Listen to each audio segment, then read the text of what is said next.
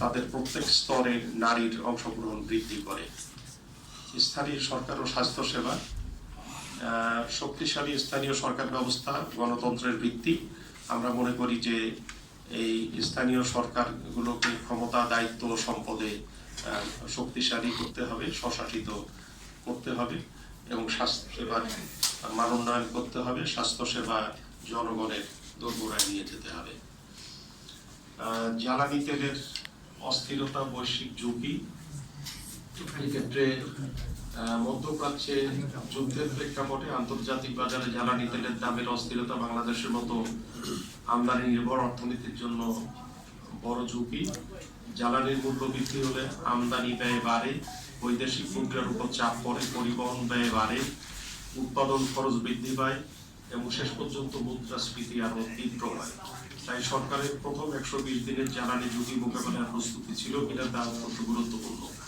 এক্ষেত্রে সরকারের করণীয় ছিল জ্বালানি আমদানি উৎস বৈচিত্র্যকরণ, কৌশলগত মজুত ব্যবস্থাপনা, ভর্তুকি নীতির স্বচ্ছতা, জ্বালানি সাশ্রয়ী নীতি, নবায়নযোগ্য জ্বালানির বাস্তবসম্মত পরিকল্পনা এবং দরিদ্র জনগোষ্ঠীকে লক্ষ্যভিত্তিক সুরক্ষা দেওয়া। যদি সরকার জ্বালানি প্রশ্নে কেবল মূল্য সমন্বয়ের উপর নির্ভর করে তাহলে জনগণের জীবনযাত্রার ব্যয় বাড়বে, কিন্তু সরকার যদি দক্ষতা, সাশ্রয়, স্বচ্ছতা, দীর্ঘমেয়াদী জ্বালানি নিরাপত্তাকে একসঙ্গে বিবেচনা করে তবে তা পরিণত নেতৃত্বের লক্ষণ হবে।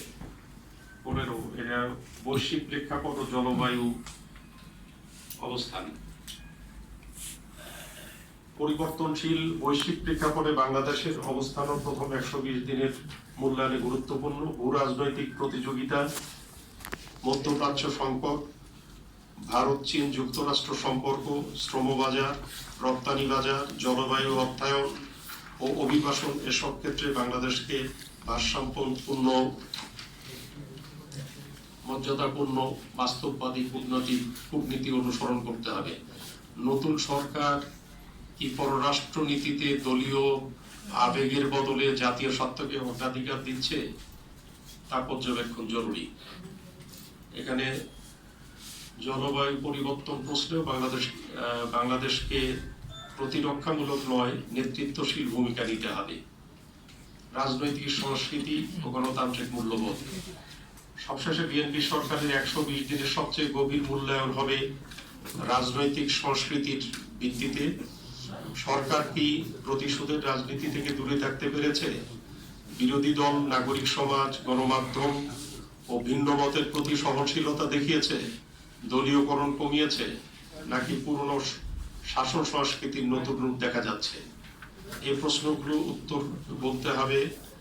উত্তরে বলতে হবে যে সরকার মোটামুটি সহনশীলতা ও গণতান্ত্রিক সংস্কৃতি প্রদর্শনে সক্ষম হয়েছে, যদিও জাতীয় সংসদে সরকারি দলের কোন সদস্যকে বিরোধী দলের উদ্দেশ্যে কঠোর ভাষা প্রয়োগ করতে দেখা গেছে।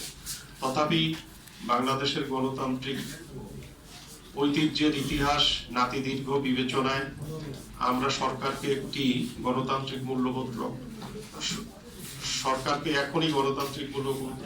রক্ষা করছে না এমন অভিযোগে অভিযুক্ত করতে চাই না।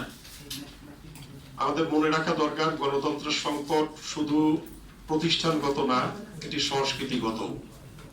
ক্ষমতাসীন দল যদি মনে করে রাষ্ট্র তার নিজস্ব সম্পত্তি, তবে নির্বাচন থাকলেও গণতন্ত্র দুর্বল হয়। তাই নতুন সরকারের সামনে সুযোগ ছিল রাজনৈতিক সংস্কৃতিতে পরিবর্তনের, বিরোধীকে শত্রু নয় প্রতিদ্বন্দ্বী হিসাবে দেখা, গণমাধ্যমকে নিয়ন্ত্রণ নয় জবাবদিহির অংশ হিসাবে গ্রহণ করা, প্রশাসনকে দলীয় নয় পেশাদার রাখা এবং জনগণকে প্রজা নয় নাগরিক হিসাবে সম্মান করা। আমরা একেবারে শেষ দিকে উপসংহারে বলতে চাই যে তারেক রহমানের নেতৃত্বাধীন বিএনপি সরকারের প্রথম 4 মাসের সবচেয়ে বড় সাফল্য হচ্ছে নির্বাচনী ইশতেহারের কয়েকটি অগ্রাধিকার সম্ভাব্য দ্রুততম সময়ে বাস্তবায়নের প্রক্রিয়া শুরু করা। একইভাবে তার সরকারের সবচেয়ে বড় ব্যর্থতা জুলাই অভ্যুত্থানের রাজনৈতিক ও দার্শনিক সারবর্তা অনুধাবনে কার্পণ্য অথবা অবজ্ঞা প্রদর্শন। গণভোটের রায় বাস্তবায়নে গড়িমসি বা ব্যর্থতা সরকারের অনেক বস্তুগত সাফল্য ম্লান করে দিতে পারে। অধিকন্তু বিদ্যমান আর্থিক বাস্তবতায় সরকার লাখ লাখ বেকার তরুণদের কর্মসংস্থান সহ মোটামুটি মানসম্মত জীবন ধারণের স্বপ্ন বাস্তবায়নের বড় ধরনের চ্যালেঞ্জের মুখোমুখি। তাই তরুণ সমাজের সমর্থন ও আনুগত্য ধরে রাখতে হলে তার সরকারকে অবশ্যই গণঅভ্যুত্থানের মূল বিষয়গুলোর প্রতি যত্নবান হতে হবে বলে আমরা মনে করি। তারেক রহমানের প্রথম 120 দিনকে চূড়ান্ত রায় হিসাবে দেখা উচিত না, এটিকে একটি প্রাথমিক রাজনৈতিক ও প্রশাসনিক সংকেত পাঠ হিসাবে দেখা উচিত। এই সময়ে সরকার যদি জুলাই সনদ বাস্তবায়নে আন্তরিকতা, সংস্কার কমিশনের সুপারিশে স্পষ্ট অঙ্গীকার, মেধাভিত্তিক নিয়োগ, ব্যাংকিং খাতে কঠোর পুনর্গঠন, দুর্নীতির বিরুদ্ধে প্রাতিষ্ঠানিক পদক্ষেপ, সংযমী অর্থনীতি, ব্যবসা বান্ধব রাজস্ব নীতি, নারীর ক্ষমতায়ন, স্থানীয় সরকার শক্তিশালীকরণ, স্বাস্থ্যসেবা সম্প্রসারণ এবং গণতান্ত্রিক সহনশীলতার দৃষ্টি স্থাপন করতে পারত, তবে আমরা বলতে পারতাম যে সরকার সঠিক পথে যাত্রা শুরু করেছে। কিন্তু প্রথম 120 দিনে সরকারের আচরণে দেখা যায় সংস্কার প্রশ্নে ব্যর্থতা, নিয়োগে দলীয় আনুগত্য, ব্যাংকিং খাতে আপোষ, বাজেটে অবাস্তব রাজস্ব লক্ষ্যমাত্রা, আইন শৃঙ্খলা বাহিনীর রাজনৈতিক ব্যবহার, দুর্নীতির বিরুদ্ধে নির্বাচিত পদক্ষেপ এবং গণতান্ত্রিক মূল্যবোধে অনীহা, তবে সেটি ভবিষ্যতের জন্য উদ্বেগজনক। বাংলাদেশ এখন এমন এক যুগ সন্ধিক্ষণে দাঁড়িয়ে আছে যেখানে কেবল সরকার পরিবর্তন যথেষ্ট নয়, শাসন ব্যবস্থার চরিত্র পরিবর্তন প্রয়োজন। তারেক রহমানের সরকারের প্রথম 120 দিনের প্রকৃত মূল্যায়ন তাই ক্ষমতা ব্যবহারের নয়, ক্ষমতা সংযমের, প্রতিশ্রুতির নয়, বাস্তব পদক্ষেপের, রাজনৈতিক বিজয়ের নয়, প্রাতিষ্ঠানিক পুনর্গঠনের। এই সরকার যদি বুঝতে পারে যে 5ই আগস্টের গণঅভ্যুত্থান কোনো একক দলের ক্ষমতা আরোহণের সিঁড়ি ছিল না, বরং রাষ্ট্রকে নতুনভাবে গড়ার ঐতিহাসিক ডাক ছিল, তাহলে প্রথম 120 দিন ভবিষ্যৎ পরিবর্তনের সূচনা হিসাবে বিবেচিত হতে পারে।